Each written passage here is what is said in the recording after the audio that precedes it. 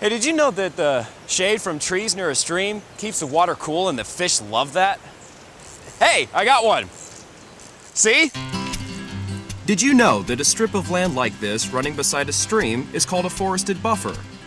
Did you know buffers help absorb rain from storms and keep streams from overflowing and maybe flooding? Did you know buffers help keep pollution from entering our water supply? Did you know a stream called Mill Run is flowing 15 feet beneath this shopping mall? I didn't either. So stick around.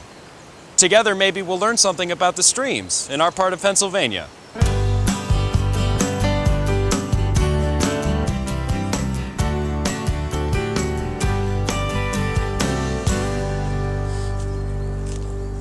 Hi, I'm Jason. I've been asked to host this program about streams that flow through Blair County. Why me? I'm probably a lot like you. You see, I never gave the streams around here much thought. I never knew a river could be healthy or unhealthy. There's a lot I don't know. So let's learn together, starting right here. Meet Mill Run. It starts with this small trickle of water, a spring, flowing out of the side of this hill. We're going to follow Mill Run for a few miles and talk to some interesting folks. And we'll see how Mill Run has been changed to fit the needs of the people who live by it. Let's go. We're about 1,000 feet above downtown Altoona, near a place called Devil's Elbow. It's beautiful here. Mill Run looks like it has for thousands of years. The water in Mill Run helps support all of this life. But think about it. It goes both ways. The plants and the trees along the bank give back to the stream. They act as filters and help keep the water pure and clean. Josh Lincoln specializes in restoring eroded stream banks and helps plant forested buffers. This stream is like a lot of natural streams in Pennsylvania, in that they begin in tops of mountains here that are undeveloped. This system is very nice because you have a lot of trees growing on the banks that help hold the banks in place. It doesn't take long before Mill Run's trip down the mountain is interrupted by modern civilization. Reservoirs were built to supply the community below with clean drinking water. The reservoirs here are managed by the Altoona City Water Authority. Tobias Nagel is charged with monitoring the quality of all the source water that goes into the Altoona system. We have 13 surface water reservoirs, pretty much located throughout the county. Because our watershed is primarily forested, the runoff that comes off of our lands is basically fairly clear. The velocity of the water slows down even during the heaviest storms. We don't have a whole lot of silt and sediment that will fill up our reservoirs that would cost more to treat. Water companies in the bigger cities or where the landscape flattens out a little bit deal with problems that we don't really have around here. But after the reservoirs, Mill Run just doesn't fit our modern lifestyle anymore. What's happening? We're starting to get lower in the watershed, and we're starting to see more development on the floodplain. A lot of people, when they look for a place to build, they want a nice level flat area, and this area has that because it's got a floodplain that's very flat, but it's a floodplain that was created from flood flows. And so people thought, well, maybe we can fix the stream, and one of the things that was done was the stream was straightened or lowered. And if you look around here, we have real high stream banks. Well, I guess people who live in a community like this would think that dredging the stream or lowering the stream bed would make the water pass through faster. It would stop the flooding, but it doesn't, does it? Dredging the stream only makes the banks become steep. Then they start to erode and people lose their yards. All the sediment or debris settles out downstream, creating a flood problem for other neighborhoods. And so all this energy and water that's held in has eroded underneath these tree roots. And that's a real big problem because now this tree can no longer protect the banks because it's undercut it. And eventually that will fall into the stream. And debris is natural, but if you have a system that gets out of equilibrium like this, you'll get an unnatural rate of this debris washing into the stream. So that's some of the things you have to think about when you start altering a stream channel like they've done here to try to make it more accommodating for a community. So a stream like this is probably a lot more fragile than most people would think. Absolutely. If you come in and change its channel right where we're standing, it can reach upstream, it can reach downstream. It's not just on your piece of property. It all is connected. 2 miles downstream, here's Mill Run again, only now it's straight, and when it storms, it's fast. Its natural buffers of trees and roots and vegetation has been replaced with stone and concrete. Years ago, these channels were built so the land could be used for homes and businesses. But without the natural buffer of trees and plants along the bank, all sorts of dirt, road salt, chemicals, and pollutants can wash directly into Mill Run from nearby parking lots and roadways. In many urban areas, people felt like they were running out of room to build, so they thought the only option was to build right next to the stream, or even over the stream. We're actually standing under Logan Valley Mall right now, where the stream's been routed underneath. The stream flows under the Logan Valley Mall? That's correct. And so what they've had to do to get that to work is they've had to come in and use a lot of engineering and concrete. But as you can see, the stream looks a lot different. There's not a lot of aquatic habitat.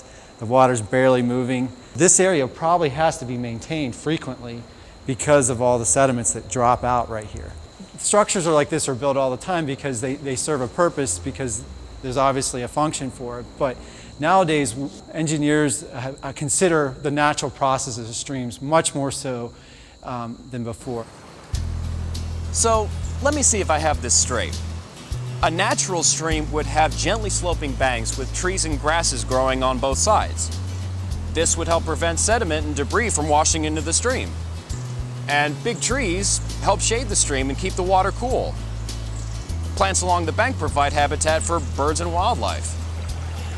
I guess it would be nice if all streams could be as natural as we saw at the top of Mill Run. But a lot of our urban landscapes are so congested, stabilizing stream banks and planting buffers becomes difficult. It seems to me that the best thing is to preserve the stream buffers we already have. But in some cases, maybe we could help Mother Nature by planting trees and shrubs along certain streams. Here's one of those places that needs help. It's behind Jim Snyder's home in Puzzletown. Poplar Run flows along the back of his property, and over time, mowing the grass and brush right up to the bank, coupled with seasonal floods, weakened the stream bank. Now Mr. Snyder is planning to re-establish a buffer. The past 4 years, we've noticed the erosion starting on this bank. It claims some of the property, probably 30 foot of the property, and 3 or 4 of the very large walnut trees that was along there. And our main concern, Jason, is that with the trees gone and nothing rooted along the bank now, that it's going to continue to erode. We asked Josh Lincoln to come and explain what repairs are needed at the Snyders. But this problem, it's fairly severe. The landowner's losing land, and then also we're producing a lot of sediment into the stream. But you can also tell when you look at this bank, there aren't any big trees or shrubs growing on the bank. It's just grasses. And the grasses here only really have a rooting depth of only a few inches, as you can see. So it's not really doing a lot to protect these banks.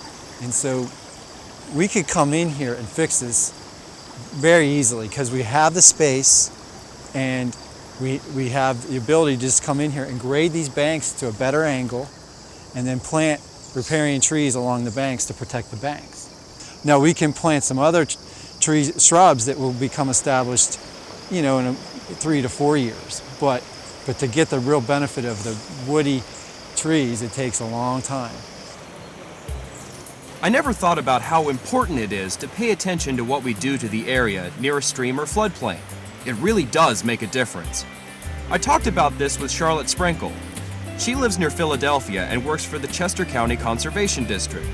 She helps communities in her area to plant stream buffers. Down where I live in Chester County, it used to be just like Blair County. It used to have a lot of open areas, a lot of forested streams, but we've had so much development come in that it's really taken its toll. So we have a lot of communities down my way that have realized and understand now it's really important to protect those buffers. So they've come up with some special efforts within the communities where they live to try and make sure that when a developer builds houses or builds that next shopping mall, that around the stream that's running through the property, they leave like 35 foot to 100 foot riparian or forested buffer on the sides. So Charlotte helps urban communities plant forested buffers. But there's a group of rural folks in Pennsylvania who've been planting buffers for years. Farmers typically own a lot of streamside land. Planting buffers here can make a great impact on streams. Max Smith, a Blair County farmer, recently planted a new buffer to protect a stream that flows down the mountain and through his fields. We have cropland next to it here, and we wanted to establish something that would, in the event that we would have soil erosion or heavy rains or whatever, if we did have ground that was tilled or just planted, that it would create a spot here, a grassy spot that would keep that from getting into the stream. And all of our farms, we implement as many conservation measures as we can, and we just felt that this was probably the right thing to do in this particular spot. Some of these trees are probably going to need 40 to 50 years before they're extremely big. We just wanted to do something for our children and their children's children, to have trees and wildlife habitat. I always like to look to the future. Having wildlife habitat for his grandkids is important to Mr. Smith. It's important to Vern Ross, too.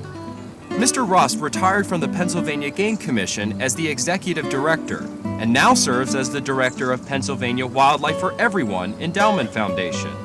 He's been an avid hunter and fisherman his whole life. I don't know of any person that doesn't like to look in this stream and see fish. Yeah. Because, you know, clean water is important to you and I. When the last brook trout dies, we're not far behind them. You know, in the state of Pennsylvania, we are so fortunate with the wildlife that we have here. I mean, it's a phenomenal place. Yes, it is. Just to see wildlife. Yeah. And that's what these buffers really help us do.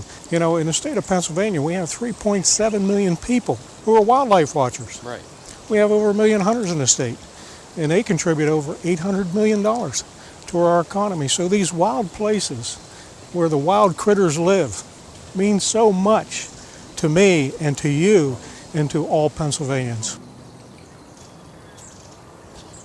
Vern's right. Our forested areas, these buffers, attract all kinds of wildlife. And the wildlife attracts people by the thousands. And they bring millions of dollars to rural Pennsylvania. No wonder it's important to protect our streams.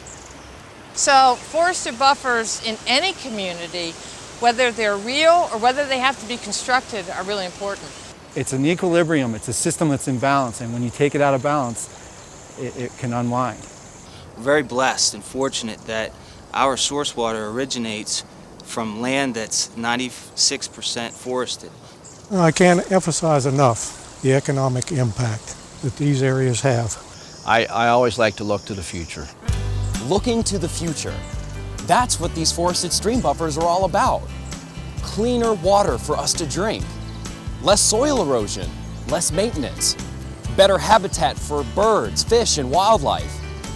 Less chances of flooding. Wow, who knew?